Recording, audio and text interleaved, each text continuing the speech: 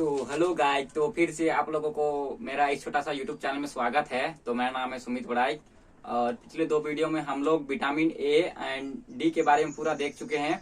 तो आज हम लोग उसी का एक पार्ट है विटामिन ई। ये भी एक फैट सॉल्युबल विटामिन है, तो इसी को हम लोग पूरा जानेंगे। तो आप लोग मेरा वीडियो में लास्ट तक बने रहिए। अगर आप लोगों को मेरा वीडियो अच्छा लगता है तो please subscribe, comment and like कर दीजिएगा। तो अब चलते हैं वीडियो की ओर। तो ठीक है, तो अभी मैं आप लोगों को विटामिन ई के बारे में थोड़ा सा इंट्रोडक्शन दे रहा हूँ। तो सबसे पहले है इंट्रोडक्शन ऑफ विटामिन ई। देखिए यहाँ बस विटामिन ई है, तो इसका दूसरा नाम क्या है, टोकोफिरोल।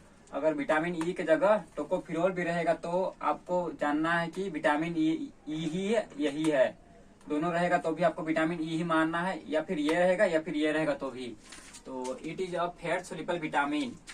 तो यह भी विटामिन ए एंड डी की तरह क्या है, फैट सोल्युबल विटामिन है, जो हम लोग का बॉडी को जो चर्बी होता है उसमें घुल जाता है। तो diet is drive from two Greek words. जो टोकोफिरोल है ना, वो दो ग्रीक वर्ड से मिलकर बना हुआ है। तो सबसे पहले है टोकोज। तो यहाँ पास टोकोज का है, उसको टोकोज से बोलते हैं। टोकोज का मतलब होता है कि चाइल्ड बर्थ, और थ्रीन्स का मतलब होता है टू कैरीज। मतलब जो माँ जो बच्चे को जन्म देने का क्षमता रखती है उसी को बोलते हैं चाइल्ड बर्थ टू कैरीज। तो it is also known as, देखिए विटामिन ई को हम लोग और अनेक नाम से भी जानते हैं, जैसे कि एंटी स्टेरिलिटी।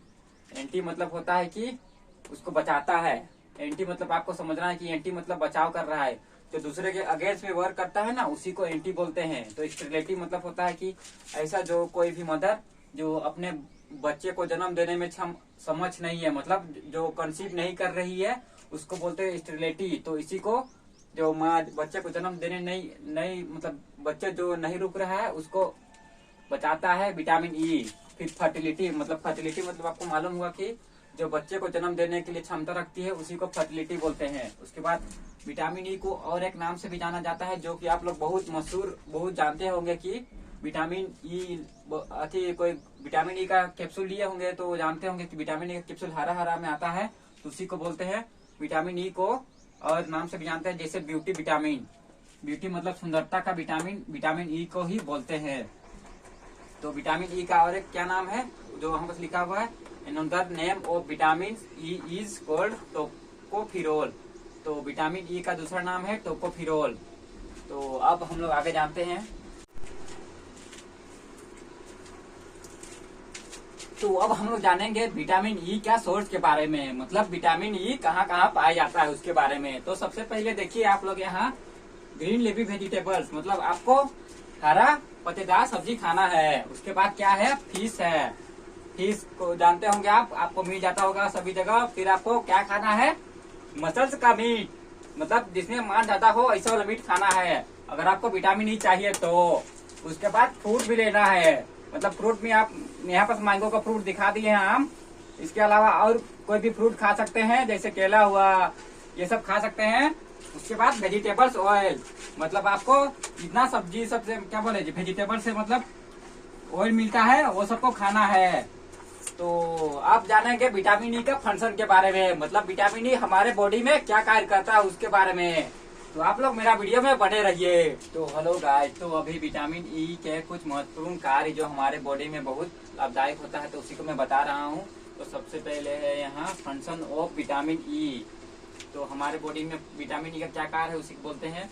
तो एक एज अ एंटीऑक्सीडेंट एंटी मतलब तो आपको पहले बता दिए हैं कि बचाव करता है, मतलब उसके अगेंस्ट में वर्क करना। फिर ऑक्सीडेंट मतलब होता है कि ऑक्सीजन मतलब होता है ऑक्सीजन जो हम लोग सांस लेते हैं, जो ऑक्सीजन को, तो उसी में से कुछ पार्टिकल बढ़ जाता है जिसको बोलते हैं फ्री रेडिकल। हमारे बॉडी में ही रहता है। उसके बाद फ्री रेडिकल होता है कि ये पार्टिकल जो हम लोग का बॉडी के लिए बहुत हार्मफुल होता है, मतलब बहुत खतरनाक होता है, इसी को बोलती है फ्री रेडिकल। तो उसी से हम लोग को विटामिन ई बचाता है, prevent from haemolysis of RBC. उसके बाद दूसरा है किससे बचाता है हम लोग का, हिमोलाइसिस ऑफ आरबीसी। हिमोलाइसिस मतलब होता है ब्रेक डाउन ऑफ आरबीसी, मतलब break down of red blood cells, या फिर हम लोग का खून जो होता है उसको टूटने से बचाता है विटामिन ई। देखिए यहाँ पर दिखाए चित्र में, ये देखिए पूरा अच्छा वाला आरबीसी है, मतलब रेड ब्लड सेल है, मतलब खून है हम लोग का, रक्त बोलेंगे, उसी में से कुछ इन्फेक्शन आ गया है इन्फेक्शन आ गया, फिर यहाँ पास पड़ गया इन्फेक्शन, फिर उसको तोड़ दिया, मतलब ब्रेक डाउन कर दिया, फिर हम लोग का खून ऐसा बिखर बिखर हो गया। तो इसी से हम लोग को विटामिन ई बचाता है। उसके बाद यहाँ पास है इसेंशियल फॉर रिप्रोडक्टिव हेल्थ। फिर उसके बाद किसमें हम लोग को लाभदायक होता है, हम लोग का जो प्रजनन तंत्र होता है उसको बहुत मजबूत बनाने में हेल्प करता है, हेल्दी रखता है हम लोग का प्रजनन तंत्र को।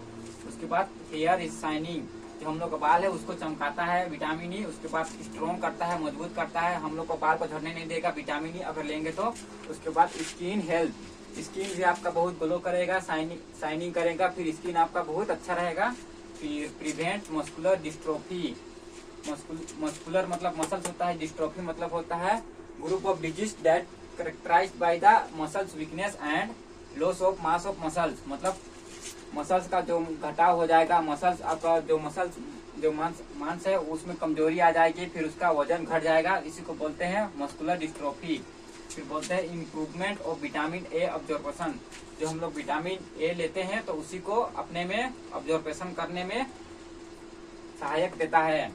फिर protect our cell from free radical, तो यह किससे बचाता है, इससे जो निकलने वाले फ्री रेडिकल होते हैं ना उसी से विटामिन ई बचाता है। ये फ्री रेडिकल होता है जो हम लोग के लिए, हम लोग का बॉडी के लिए बहुत हार्मफुल होता है, मतलब खतरनाक होता है। उसके बाद सपोर्ट आवर इम्यून सिस्टम, फिर किससे सपोर्ट करता है, हमारे इम्यून सिस्टम को मजबूत करने में मजबूत करने में हेल्प करता है विटामिन ई, मतलब हम लोग का प्रतिरक्षा तंत्र है ना बॉडी में, उसी को मजबूत करने में हेल्प करता है, ताकि हम लोग का कोई झट हो, हम लोग को कोई बीमारी हम लोग का बॉडी में नहीं आए और हम लोग बीमार ना हो, इसलिए हम लोग को विटामिन ई बहुत जरूरी है।